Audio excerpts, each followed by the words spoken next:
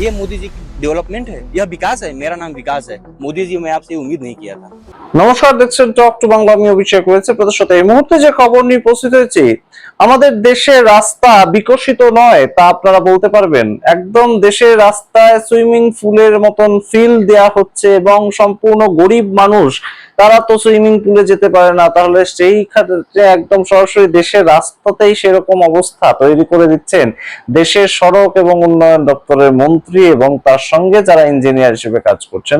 আপনারা একদম যে ছবিগুলো দেখতে পাচ্ছেন, একদম সরাসরি সেখানে দেখুন যে একদম পাতাল থেকে কিন্তু রীতিমতন ডাক আসছে তেমন মনে হচ্ছে, কারণ রাস্তা মাঝখানে মাঝখানে ধসে গেছে এবং প্রত্যেকটা এক্সপ্রেস হাইওয়ে এবং ন্যাশনাল হাইওয়ে প্রত্যেকটা জায়গার যা ছবি উঠে আসছে এই মুহূর্তে, একদম ন্যাশনাল হাইওয়ে সারা দেশ থেকে ধসে পড়ছে। এবং আপনারা জানেন এই মুহূর্তে যে বৃষ্টি হচ্ছে, বৃষ্টির সিজন চলছে, সেখানেই কিন্তু সরাসরি এই মুহূর্তে প্রত্যেকটা স্টেট থেকে ছবি উঠে আসছে যে রাস্তা ধসে পড়ছে, এবং ধসে পড়ছে বলতে একদম মাঝখান থেকে বসে যাচ্ছে রাস্তা। এবং সেই জায়গাগুলো নিয়ে কিন্তু নরেন্দ্র মোদী খুব একটা খুশি নন। দেশের প্রধানমন্ত্রী তিনি বলছেন এবার কি ফোর্থ পার্টিকে দিয়ে ইন্সপেকশন করাতে হবে, তেমন একটা প্রেক্ষাপট তৈরি হলো। এবং সরাসরি তিনি সেক্রেটারি তাদেরকে কিন্তু বন্ধ কামরায় বৈঠকের মধ্যে বড় সড়ো করে একদম বকুনি দিয়েছেন, তেমন খবর উঠে আসছে। কিন্তু গুরুত্বপূর্ণ যে নরেন্দ্র মোদী নিজে যেখান থেকে সাংসদ হয়ে আসেন, সেখানে একদম বারাণসীতে যে অবস্থা রাস্তা, সেখানে ন্যাশনাল হাইওয়ে যেভাবে ধসে ভেঙে পড়েছে এবং হসপিটালের বাইরে বেনারস হিন্দু হসপিটাল যেটা, তার বাইরে একদম সরাসরি যেভাবে জলমগ্ন হয়ে রয়েছে, সেখানে যারা পেশেন্টকে নিয়ে আসছেন তারা অসুস্থ হয়ে পড়ছেন, কারণ রাস্তায় তাদের কারো বাইক পড়ে যাচ্ছে, কারোর গাড়ি ধসে যাচ্ছে, সেই অবস্থাতে তাদের অ্যাক্সিডেন্ট হয়ে যাচ্ছে, তাদেরকে আবার হসপিটালে ভর্তি হতে হচ্ছে। তো এই ছবিগুলো উঠে আসছে। আপনারা যদি এর পরেও বলেন যে নীতিন গাডকারি তিনি কোনো কথা বলছেন না, তাহলে কিন্তু অবশ্যই বলতে হবে এই মুহূর্তে নীতিন গাডকারি কিন্তু সম্পূর্ণ ব্যবস্থাটা হয়তো দেখতে পাচ্ছেন আগের থেকেই যে এই সামগ্রিক বিষয়টা নিয়ে তার সমালোচনা হবে, এবং তাই জন্যই তিনি বলেছেন আগেভাগেই যে আমার এবারে রিটায়ারমেন্ট নেওয়ার সময় চলে এসেছে, নতুন প্রজন্মকে দায়িত্ব দেওয়ার সময় চলে এসেছে। কিন্তু প্রশ্ন তো মানুষ করবেই যে এত বছর ধরে যে বিকশিত ভারতের স্বপ্ন দেখালেন আপনি বা আপনারা, তাহলে সেই ক্ষেত্রে কি হলো? নরেন্দ্র মোদীজির নেতৃত্বে কি হলো সারা দেশ জুড়ে? রাস্তায় সুইমিং পুল, এটাই কি প্রজেক্ট ছিল? সমস্তটা নিয়ে বিস্তারিত ব্যাখ্যা করবো। তার আগে অবশ্যই যারা এখনো সাবস্ক্রাইব করেনি টক টু বাংলা, অবশ্যই সাবস্ক্রাইব করে দিন এবং অবশ্যই ছড়িয়ে দিন আপনাদের সোশ্যাল হ্যান্ডেলে, হোয়াটসঅ্যাপে, ফেসবুকে, সমস্ত জায়গায় টক টু বাংলার বিভিন্ন ভিডিওর লিংক গুলো। আপনাদেরকে জানাই এই মুহূর্তে যে উত্তরপ্রদেশের ছবিটা প্রথমে একদম দেখায় যে 36,000 কোটি টাকা দিয়ে উত্তরপ্রদেশে এক্সপ্রেস হাইওয়ে তৈরি হয়েছিল, এবং সেই এক্সপ্রেস হাইওয়ে গত সপ্তাহ থেকে এই সপ্তাহ পর্যন্ত প্রতিদিন দেখা যাচ্ছে যে রাস্তার মাঝখান দিয়ে রাস্তা ফেটে যাচ্ছে।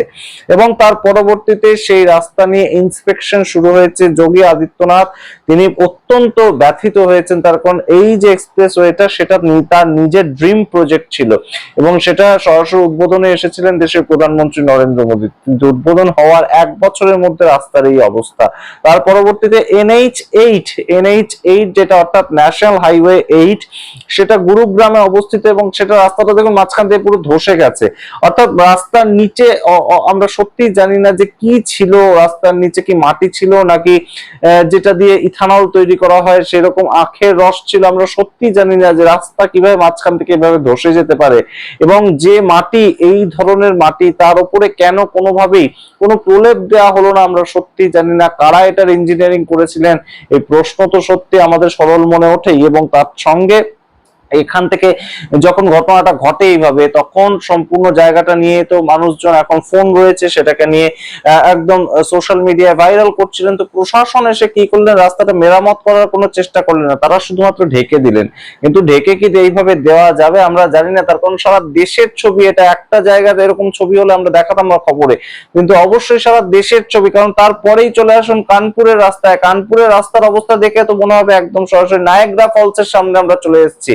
অর্থাৎ নায়াগ্রা ফলসের রেপ্লিকা তৈরি হয়েছে কানপুরের একদম যে ন্যাশনাল হাইওয়ে সেটা ভেঙে গিয়ে, এবং সেখানে রীতিমতন পাতালে জল ঢুকে যাচ্ছে, চারিপাশ থেকে জল একদম মাটির তলায় চলে যাচ্ছে, এবং সেখানে গিয়ে যে কেউ যে কোনো সময় সুইমিং পুল হিসেবেও সেটাকে ইউজ করতে পারেন। তেমনই তো একটা প্রেক্ষাপট তৈরি হচ্ছে, তার কারণ আমাদের দেশের গরিব মানুষ শুধুমাত্র ভোট দেবেন ধর্মের ভিত্তিতে।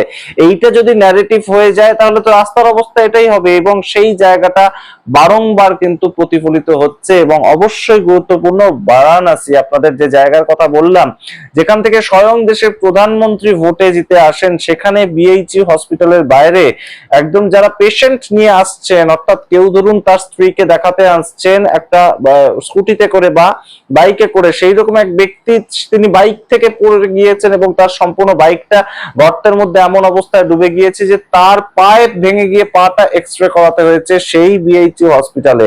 আপনারা বোঝার চেষ্টা করুন, পেশেন্ট এলো একজন, ফিরে যাবে বাড়িতে দুজন, এবং একজন পা ভেঙে ফিরে যাবে, তার সঙ্গে বাইক তো গেলই। তো এই যেখানে ছবি তৈরি হয়েছে সেটাকে নিয়ে কিন্তু বারংবার প্রশ্ন উঠছেই এবং প্রশ্ন করছেন জনতারা যে এই ধরনের বিকাশ তো আমরা চাইনি। एक लोग इलाज कराने आ रहे थे अपनी छोटी बहन का, बाइक से आ रहे थे, ठीक है, इतना जल जमा हो रखा है, उनकी बहन बीमार है, बाइक रोड पे गड्ढे होने की वजह से बाइक गिरी, बहन तो बीमार है ही, उस आदमी को पैर में चोट लगा, वो जाके एक्सरे करा रहा है। इस जल जमाव का इतनी दिक्कत है, हम आपको कैसे बताऊं। एक आदमी बीमार है, उसका इलाज नहीं हो पा रहा है, और दूसरे इंसान को बीमार कर दिया जा रहा है। ये मोदी जी की डेवलपमेंट है, यह विकास है। मेरा नाम विकास है। मोदी जी, मैं आपसे उम्मीद नहीं किया था।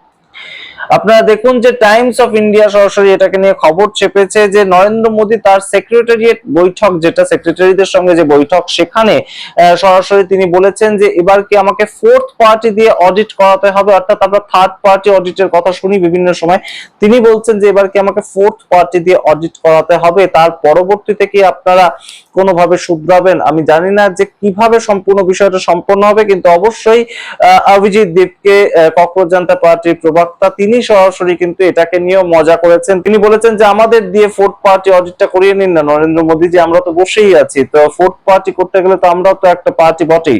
তো সেই ক্ষেত্রে একদম সরাসরি আপনারা দেখুন যে হরিয়ানাতে বিজেপির এমপিরা এর পরবর্তীতেও মুখ খুলছেন, এর পরবর্তীতেও তারা কোনোভাবেই লজ্জিত হচ্ছে না। তারা বলছেন, হরিয়ানার এক এমপি তিনি গুরগাঁওয়ের এই যে NH8টা ধসে পড়েছে সেটাকে নিয়ে যখন তাকে প্রশ্ন করা হয়, তিনি বলেন যে wait till 2047 all will be fixed. অর্থাৎ বিকশিত ভারতের যে স্বপ্ন 2047-এ নরেন্দ্র মোদীজি দেখিয়েছেন, 2047-এ আমাদের দেশে স্বাধীনতার 100 বছর হবে এবং বিকশিত ভারত সম্পূর্ণ প্রতিষ্ঠিত হবে। সেই বিকশিত ভারতের যে একদম রীতিমতন আমাদের স্বপ্ন দেখানো হয় বিভিন্ন সময়, সেই সময় গিয়ে সমস্ত কিছু ফিক্সড হয়ে যাবে, একটা জাদু মন্ত্রের সমস্তটা ফিক্সড হয়ে যাবে, তেমন বলছেন হরিয়ানার এই বিজেপি এমপি। তার পরবর্তীতে রাও ইন্দ্রজিৎ সিং, তিনি গুরগাঁওয়ের এই যে রাস্তা ধসে যাওয়া, গুরগাঁওয়ের বিষয়টা অত্যন্ত গুরুত্বপূর্ণ, কারণ ন্যাশনাল হাইওয়ে যদি একটা ব্লক হয়ে থাকে তাহলে সেখান দিয়ে সমস্ত রাজ্যের যে কানেক্টিভিটি গুলো সেগুলো বন্ধ হয়ে যায়।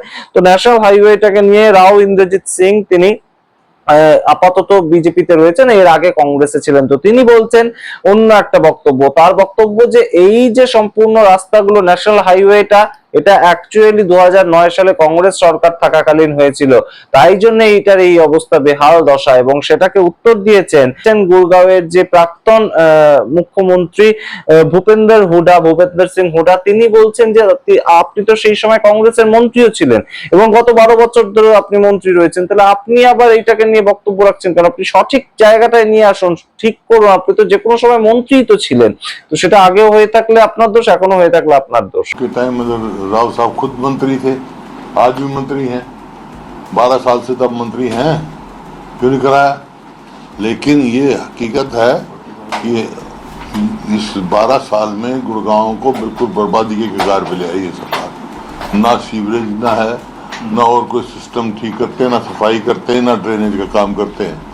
অর্থাৎ আপনারা বুঝতেই পারছেন যে কোনো মতেই কিন্তু ভারতীয় জনতা পার্টি আর কোথাও তলকুল খুঁজে পাচ্ছে না যে কি করবে, তো যে যার মতন পারছে একটা কিছু বলে দিচ্ছে, কিন্তু সত্যি শেষ পর্যন্ত কারা বলুন তো বারংবার একদম লজ্জিত হয়, কারা বলুন তো বারংবার একদম রীতিমতন ধোকা খায়, আমার আপনার মতন যারা সাধারণ মানুষ, যারা লাইনে দাঁড়িয়ে ভোট দেয়, সরকারকে চুজ করে কিছু না কিছু ন্যারেটিভ মাথায় রেখে, কিন্তু দৈনন্দিন যে রাস্তা দিয়ে তাদের হাঁটার কথা, সেই রাস্তা একটা বৃষ্টির পরেই এই ধরনের অবস্থা হয়ে যায়। অন্তত উত্তরপ্রদেশের ক্ষেত্রে তাই হলো। 36,000 কোটি টাকা দিয়ে যে এক্সপ্রেসওয়ে তৈরি হলো, তা 1 বছরের মধ্যে তাতে ফাটল দেখা দিল। একটা বৃষ্টি হলো এবং গুরগাঁওয়ের যে NH8 সেটা সম্পূর্ণ ধসে গেল। তার পরবর্তীতে কানপুরের রাস্তা, সেটা মাঝখান দিয়ে এমন ভাবে ধসে গেল যে সমস্ত রাস্তার জল গিয়ে সেখানে ফোর্সে এমন ভাবে পড়ছে, সেটা নায়াগ্রা ফলসের মতন দেখতে লাগছে। এবং বেনারসে হসপিটালের ঠিক বাইরে, সরকারি হসপিটালের বাইরের ছবি আপনারা দেখলেন, এবং সত্যি এই মুহূর্তে আমাদেরই নিজেদেরকে বোকা মনে হয় না? আপনারা কি মনে করেন অবশ্যই কমেন্ট বক্সে কমেন্ট করুন। নীতিন গাডকারি, যাকে একদম সড়ক উন্নয়ন দপ্তরের মন্ত্রী বহু বছর ধরে নরেন্দ্র মোদী রেখে দিয়েছেন, পরের পর টার্মে তাকেই একদম সড়ক উন্নয়ন দপ্তরের মন্ত্রী হিসেবে রেখে দেওয়া হয়েছে। তার নাম নাকি একদম দেশের প্রধানমন্ত্রীর তালিকাতেও ছিল, নরেন্দ্র মোদী সরে গিয়ে নীতিন গাডকারি হবেন। তার কাজ সম্বন্ধে এই মুহূর্তে কিন্তু প্রশ্ন উঠছে। আপনারা কি মনে করেন? সামগ্রিক রিপোর্টের ভিত্তিতে দেখার অপেক্ষা করুন। দেখতে থাকুন টক টু বাংলা। অবশ্যই টক টু বাংলা ইউটিউব চ্যানেলকে সাবস্ক্রাইব করে দিন বিভিন্ন ধরনের এই ধরনের খবর পাওয়ার জন্য।